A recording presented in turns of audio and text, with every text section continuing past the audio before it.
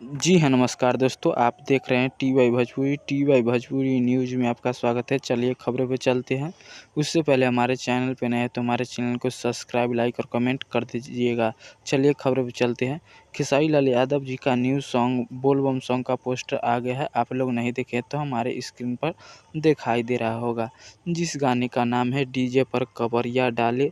जिस गाने को गाए हैं खेसारी लाल यादव जी, सिंगल गाए हैं खेसारी लाल यादव और लिखे हैं प्रभु विष्णुपुरी जी। इस सॉन्ग को लिखे हैं और म्यूजिक दिए हैं आर्या शर्मा और वीडियो डायरेक्टर है आशीष सत्यार्थी जी, जो यस्सी फिल्म के बैनर तले ये सॉन्ग आने वाला है, जो कल सुबह 6:30 बजे यानी 17 तारीख को, यानी कल सुबह 6:30 बजे आप लोग को ये वीडियो देखने को मिलेगा।